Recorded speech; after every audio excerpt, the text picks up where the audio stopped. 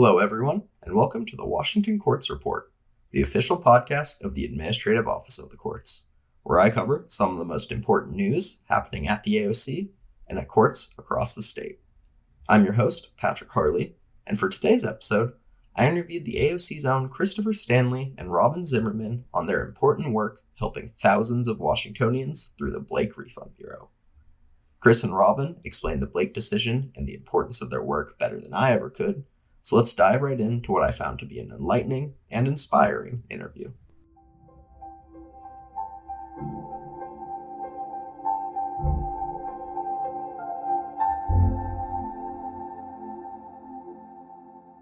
So today, I'm here with Christopher Stanley, the Chief Financial and Management Officer for the Administrative Office of the Courts, and Robin Zimmermann, the Blake External Relations Liaison, also with the AOC. So guys, just to get started, can you tell me a little bit about what is the Blake decision and Refund Bureau? Yeah, so the Blake decision refers to State of Washington v. Blake on appeal. The Supreme Court, February 21st, 2021, ruled that Shannon Blake was not liable because she had no knowledge of intent. There was no mens rea component to the drug charge. And so the Supreme Court threw out not only her conviction, but also threw out the entire statute retroactively. So everyone's conviction from 1971, which is the date that the statute was implemented, from 1971 through that moment in 2021, 50 years of convictions, was vacated. Now, it doesn't happen by magic. People have to file to get their vacate. Now, when they get their vacate, they're entitled to a full refund of any legal financial obligations they may have paid. And that includes fines and fees. And I think most folks don't realize there's more than just paying a couple $100 to the state. There's a local DNA fee. Sometimes you get charged for the cost of supervision if you're put on community custody. Sometimes you're charged the cost of incarceration, and you have to pay Department of Corrections. So there's all these pieces that people are entitled to. And what we've done here at the Administrative Office of the Courts is to establish a centralized Blake Refund Bureau that where folks can look up their names and see if they've got an eligible conviction, see if they've got a refund pending, and then file and claim their refund. It's similar to the Claim Your Cash website at the Department of Revenue. All right, absolutely. And just as an idea of how much this is helping these Blake impacted individuals, we have a clip here from Sasha Buell, the Assistant Director for Case Management at the Moore Wright Group in Aberdeen, and a Blake impacted individual. Here's Sasha now. I had gotten into trouble and I went through a drug court process. So to start off with, when I heard about it, it helped me better qualify into a therapeutic program versus just being convicted and going to prison. But when that had happened, it also made me view my whole everything in a different perspective. Validation. Okay, yeah, I'm not a criminal. I have a health condition. Yeah. And it's it really, if everybody else, all these people are doing this whole movement, this has to be a for real thing, there must be truth and validation to this. And maybe, I am going to be okay. The whole society is shifting, So it really helped me have a different perspective on how my life has been. It helped me get less time qualified for therapeutic programs. It's helped me, I'm starting the process of the third party refund. And because not only was I affected, but so was my family. So my dad had bailed me out a few times. And so he could possibly get, the $15,000 back, you know. And so it's a process. But then also when that's done, I also get to what my goal is, what I'm hoping for is because it's to make you in whole again, as if none of this had happened, right? Yeah. So I lost my children because of this. I was incarcerated for, more than 120 days. I was in jail. When I'm out of my kids' life for 120 consecutive days, my case turns to termination or relinquishment. So I want to present like, hey, can I have a parenting plan now? Like how, like, can I see my kids more than, supervised like every other month or something? So that is my goal. That's my process in the Blake refund. That was a great sort of bit of insight from Sasha about the important work the Refund Bureau is doing. Robin, starting with you, why don't you tell us a little bit about your role within the Blake Refund Bureau and what you're working on now? Yeah, so I steer all communications and outreach for the Blake Refund Bureau, and I work with legal aid partners, Office of Public Defense, courts, and Department of Corrections to find these Blake impacted individuals. I mean, it's estimated there's about 350,000 individuals are affected by the State versus Blake ruling, and since it's going all the way back to 1971, I mean, it's not just Washingtonians. People move, so it's trying to find individuals not just in the state, across state borders. I mean, even out of country, and so so it takes a village and beyond to try to find these individuals and get the word out. We've been doing a lot of awareness raising events, such as the Blake Relief Day. We had one in Snohomish. Had about 14 partners collaborating with that to help individuals. Kind of a one-stop shop. They come for their vacate, hit with a judge, signing orders, and then they receive the refund and get that process going. And I've been presenting to the incarcerated populations as far as awareness, letting them know, that this relief is available. Recovery centers, court conferences, so any possible avenue to find these individuals, and then of course media attention. And try to get earned media for that and raise awareness as well. Absolutely. That's so much important. You can't get people their money unless they know about it, Absolutely. Right? Yeah. So Chris, jumping to you a little bit, what are you working on with the Blake Refund Bureau and what's your role? So as the Chief Financial Management Officer, my role is to really just make sure the thing stays on the track. Yeah. I'll tell you, my role's evolved. So when we started this work, right, the Supreme Court issued its ruling and there was no infrastructure in place to assist local governments or to do any work at the state level. So we had to get some money real fast from the legislature. And that summer, starting in July, when I first came on board, we started issuing grants to the local governments to cover the cost of extraordinary expenses and to reimburse them for LFO refunds. So those reimbursements would come to me, and I would sit here like every other Friday afternoon and sign off on dozens of just reimbursement requests. And I was the only one here doing it. We didn't have a team.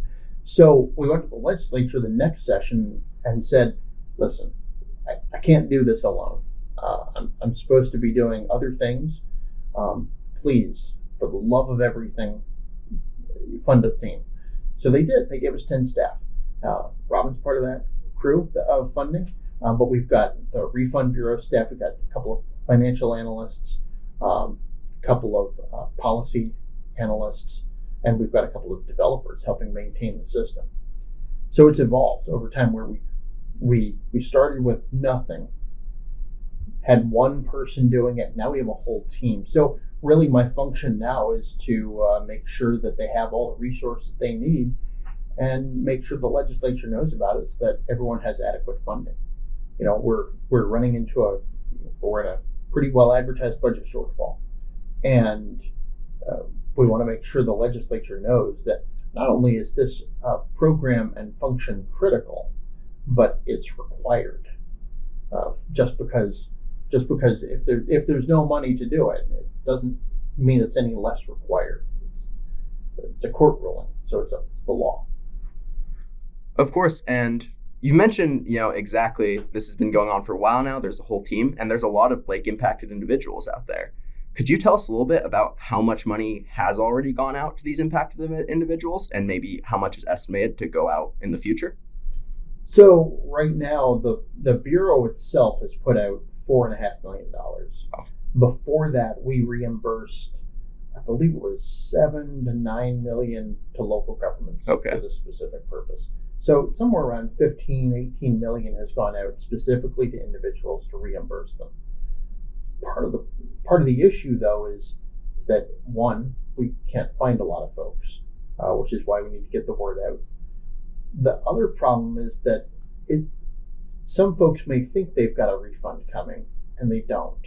Yeah. Because while they were levied a fine, they may never have paid it, and then it may have just been written off, and there's no reimbursement there. And those are unfortunate cases, because anyone who's been levied with a fine and then not paid it, there are consequences, and usually it ends up with the ruining of your credit history. So there's one guy in Kitsap County who paid an additional $7,000 in collections costs on top of his $2,500 fee. Wow. It was crazy. I mean, he ended up getting a reimbursement of over $9,000 for a $2,500 fine.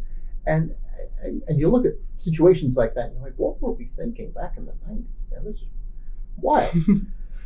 But his collections costs just continued to accrue and accrue, and he kept doing, he tried hard to pay it off, and then finally did it. And now he's getting all that money back. And that's really a rewarding part of the job. So I'm sorry, I drifted a little bit away from the question, but it really is rewarding work. We put out a substantial sum of money. There's another $23 million listed on the Bureau for people to claim. 67,000 cases are up on the Bureau for people to claim their cash. There's no expiration on it, so we're trying to find these folks and just raise awareness. Yeah, absolutely. Not dealing with any small numbers there. And, even a few $100s can be, a little bit life-changing to someone if it gives them a little padding for, maybe get their car fixed, maybe get their groceries upgraded for a few months, cover something that they can't do right now. I talked to a grandmother, and Robin's got her own example, but I talked to a grandmother a couple of years ago. It was 3 weeks before Christmas. She called me. This is at a time when I was doing the refunds alone, because we had some absences on the team. So I was actually doing the Refund Bureau. She couldn't afford Christmas gifts. She desperately needed this refund. It was a couple $1,000. We made it happen for her. We accelerated her refund just so that we could help her out in time for Christmas. Robin's got another great story. Why don't you tell him, Robin? Well, it's actually through our legal aid partner, Living with Conviction. We work a lot with OCLA supported groups, Living with Conviction, Civil Survival, and Way to Justice. And they've been instrumental in helping us work with individuals. And they do a lot of the vacate side of it, those that can actually, can provide legal advice. And one individual, she used her $9,000 back to go to nursing school. That's wild. And there's the refund component, but there's also the vacate component, and that can really impact lives too. I mean, it's the combination of the two, right? I mean, when you have your conviction vacated, it can impact, as far as housing, employment, child support. It goes on and on and on. And a lot of times, this is the only felony on the record. Exactly. And so they're now no longer have to deal with that when they apply for jobs. Right. Well, and everybody that had purely just a Blake conviction that's been incarcerated has been released. Yeah. Wow. That is amazing news. And I think it's one of those things that really puts in perspective where it's like, yeah, for some people, it might just seem like, a few $100s, that's not that big a deal. But this is opening up so many paths, new opportunities, and letting these people sort of put this behind them finally seems so important. And you mentioned, right now you guys are really focused on outreach, getting the word out. Robin, will you tell us a little bit more about what some of the outreach efforts have been to, get the word out to these Blake impacted individuals who might not know that their life can change? Yeah, well, it's just kind of setting up shop, and like you mentioned, recovery centers. There's a resource community center in Aberdeen that we've been working with very regularly, and once a month we've been going down there and kind of setting up shop. And as people come in the door, we explain what the Blake Refund Bureau, the process is, and what a Blake refund is, and if they qualify. And that community has been amazing. The individuals there that work there get on their cell phones. They reach out to their communities, and we just have a constant stream of individuals coming through the door. Also had some presentations in Ellensburg, the Community Task Recovery Center, and like I mentioned, Snohomish, and We also now have the Blake administrative vacate process to help the courts complete both their vacate and refund needs for qualifying cases. We are not practicing law, but we are helping the courts complete their Blake work. Of course. And get these convictions vacated. And that's an opt-in process. And we had the first opt-in in Edmonds, and they just went through 75 cases. Wow, in one session? In one session, yep. They clear those cases and then assign the refund, if there was a refund available for those cases. And then our next opt-in court is in Grays Harbor, looks like. And so there's the in-person, and there's working with the courts for the opt-in, and other groups are doing their own outreach as well. So important. And Chris, is there anything you want to add to what is Blake really focusing on now, both in outreach and the actual vacating? No, it really is just trying to find people at this point. All the easy stuff, almost all the easy stuff was done right away, right? People who received recent convictions, they knew they had a conviction, like it came in right away. Now we're talking about people from the 90s, the 80s. You start going back before 1995, the advent of the, computerized era, the public computerized era, I should say. And you start to get into paper, and it's all kind of just weird paper at that point. Everyone's got different forms. They store their files differently. Up until recently, district and municipal courts could dispose of their files after 10 years. So there may be people with convictions who know they have a conviction, but the court doesn't know. That conviction's gone. Yeah. Those records have been disposed of, which it's really kind of, we haven't encountered one of those cases yet. Yeah. Thank goodness, because that would be a travesty of justice. Yeah. To know that someone has a conviction and we don't have a record of it anymore. How do we vacate it? So we haven't had to cross that bridge yet, and hopefully we never do. Yeah, and something you sort of referenced there was, the potential missing out of the justice, the feeling of potentially people being left behind. And we've talked about the well-advertised budget shortfall in the state impacting almost every area of government. The long-term future of the Blake Refund Bureau is not necessarily guaranteed right now. What would it mean if the funding was reduced heavily at this stage, to these impacted individuals? So it would change the nature of our funding. It doesn't change our responsibility to do the work, and it doesn't change the responsibility for these individuals to receive a refund. So I don't want to get into too many hypotheticals, but just because funding would be reduced, it doesn't mean the work stops. Now, eventually, this project will end. We will come to a point where we say, we have done all we can and can go no further. We've captured everyone we think is out there, and we're shutting it down. Okay. This project isn't supposed to go on forever. I ballparked it at a 10-year project, and that was 4 years ago. So if that holds true, we've got 6 years left, and we're making great progress. Letting folks out of prison who were incarcerated because of their Blake conviction was our top priority in 2021. Those people are out now. We've been resentencing folks who are in prison, which is, in some instances, lowering their overall sentence, and that's almost done. We've vacated the convictions of 65,000 individuals so far.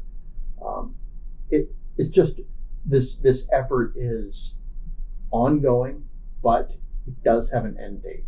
We do have a stopping point. This isn't forever, and hopefully we can reach that end point sooner rather than later, because going later means people are waiting on justice, and we don't really want that.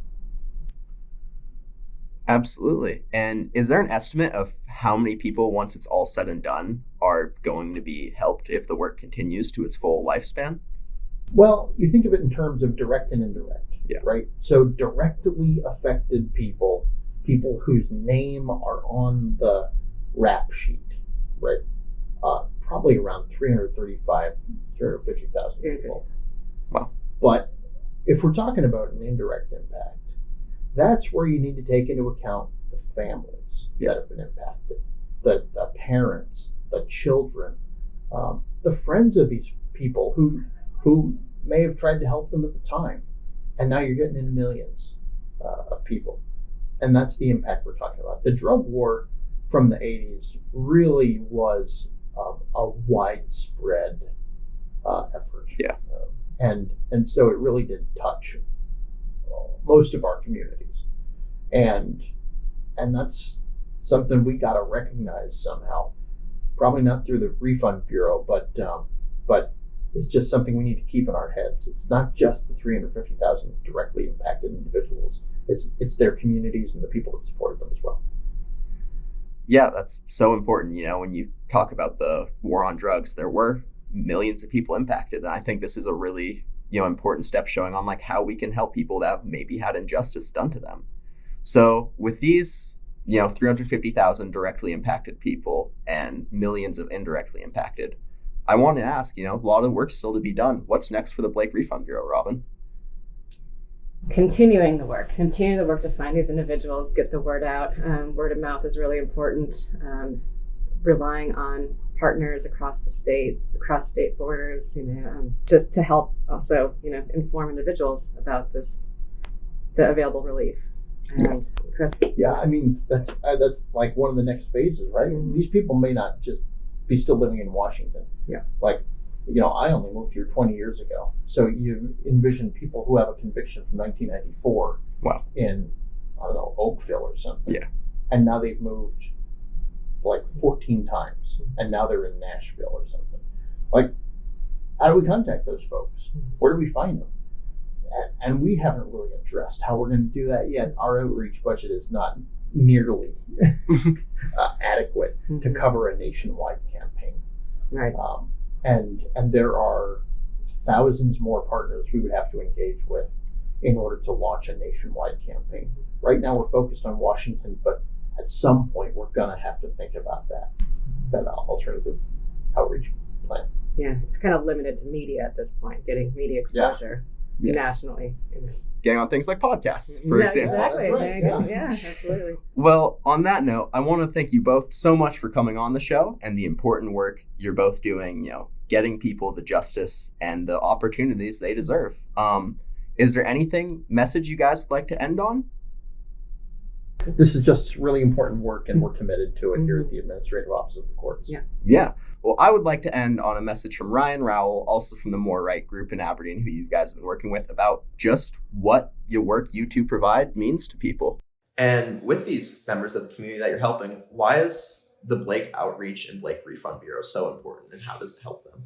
Well, most people don't even really know about it. So when we spread the word and people realize that, they can be refunded for some of these things, it gives them a hope.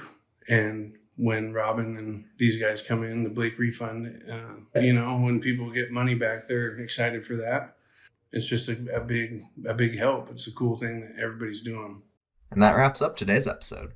Once again, I'd like to thank Robin Zimmermann and Christopher Stanley for coming on the show and shedding some important light on the work they're doing helping thousands of Blake-impacted individuals in Washington.